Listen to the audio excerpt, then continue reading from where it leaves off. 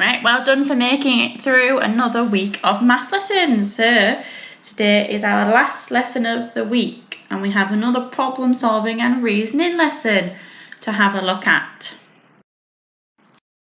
So the first thing I'd like us to have a go at, so we've had a bit of a go at doing double the number. This time we're going to have a go at halving the number. And all half means is to share it between two.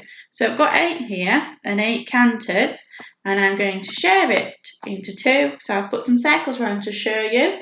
So what is half of 8? So you're looking at one of those circles. If I was to split 8 between 2 people, how many would you get each? Well done, 4. So half of 8 is 4. Can you say that? Half of 8 is 4. So this time we've got the number 10 and some 10 counters to have a look at. And halving these numbers, so we have shared them between 2 people again. So this time, if I was to half 10, how many would I get? Well done, I'd get 5. So half of 10 is 5. Can you say that? Half of 10 is 5. Well done. Right, there is your recap. So in your booklets, you pause this video now, you can complete your recap and then pop them as a way to be collected so we can have a look at your answers. Right, okay, let's start today's lesson. So, I've got an example of this and I will talk you through it. So I'm thinking of a number. I've added 8 and my answer is 17. What's my number? So we don't know that initial number they have started with. They're thinking of a number. They've not told you what the first number is. Then they've added 8 to that number and their answer was 17. So I know the answer is 9. Okay, and I'm going to tell you why. So in my head, I knew she had a number, she added something to it, and the answer was 17. To work it out, you have to do the opposite. So the opposite of adding a number, does anybody know? Is subtracting it. So I put it into a part whole to help me. So 17 is the whole, and I knew one of my parts was 8, and then I saw that part was missing. So again, that reinforces the idea that I know it must be subtraction, because to find a missing part, you need to subtract the whole from the part. Okay, so 17 subtract 8, when I worked it out, is 9. So the answer, the number she must have had in her head at the beginning, must be 9. And to prove it, look, 9 add 8 equals 17. And if you check that on a number line, you would see that that's where she must have started. Okay. Now, I would like you to have a go at this one on your own. Okay. I'm thinking of a number. I've added 12 and my answer is 19. What was my number? So you can draw a part whole on your worksheets if you want to. Which one is the whole? So 19, because 19 is the answer, it's the greatest number. 12's the part. So what do you need to do to find the missing one? Yeah, we need to subtract it. So if you do 19 subtract 12, you should hopefully find what her missing number is. So pause the video and give it a go. Right, I hope you've worked it out. The missing number, the number she had in her head, must be 7, okay? Because if you subtracted it, I'm sure that's the answer you would have landed on. And if we do what she says, 7 add 12, the answer is 19. Well done. Right, let's have a look at another one. I'm thinking of a number. Again, we don't know what the number is. I've added 16 and my answer is 20. What was my number?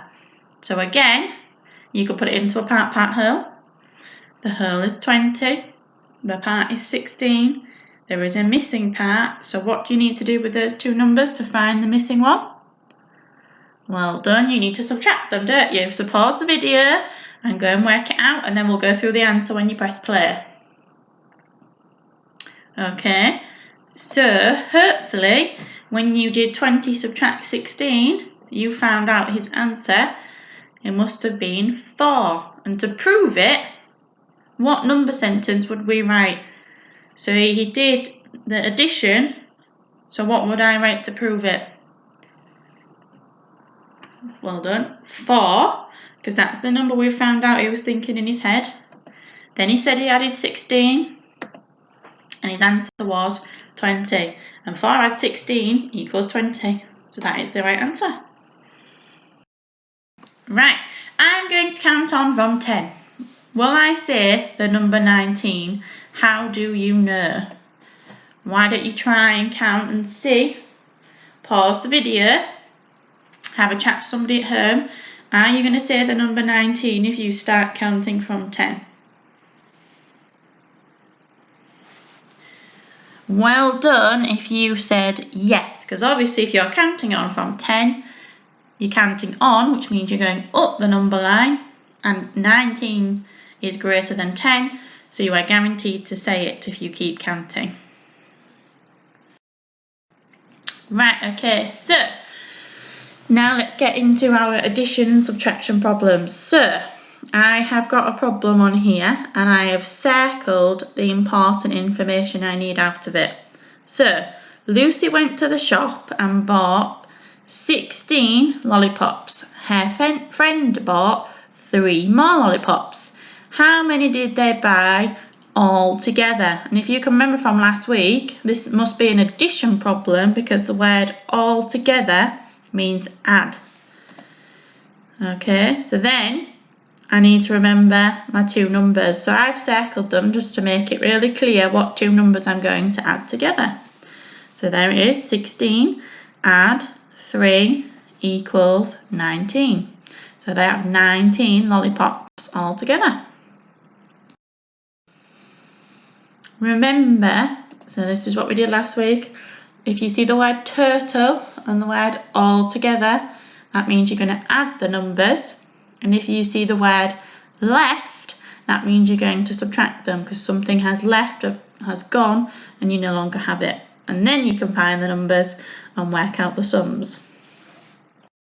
So, Jack went to the park with 18 marbles. He lost 9 on the field. How many does he have left? So I have circled that important piece of information. Okay, the word left, what does it mean? Well done. It's a subtraction. So there are my numbers I need. And because I'm subtracting, I must put the bigger number first. So there's the 18. Subtract 9. Can you work out how many I'm left with? Pause the video. Right, you should have found out 9. So he has 9 marbles left on his journey home. Jess has 8 packs of crayons. Sam had 6 packs of crayons. How many did they have in total? So you need to have a go now on your sheets, circle the important bits of information, find the numbers and the key word that will help you work it out. Okay, so you should have found the number 8. You hopefully found the word turtle, which means we need to add to the 6. And hopefully you worked out that they have 14 packs of crayons in total. Right, next problem. Pause this video and have a go at it on your own, and then when you press play, I will go through the answer. Right, okay, hopefully you've had a go. John had 8 different marble teddies. Mike had another 7. How many did they have all together? Okay, so hopefully you found that the numbers you needed were 8 and 7, and the word all together meant add.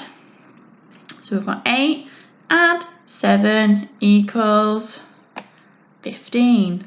Well done if you got that one. Right, so now we're going to have a go at some of our own questions on our worksheets. So, You need to read the question. If you want to still circle the numbers and the keywords, you can.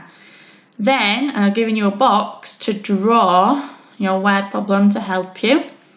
And then underneath in the boxes you can write your number sentence. So remember, you also need to include your symbols, because I'm not telling you if it's an add or a subtract. You need to work that out yourself.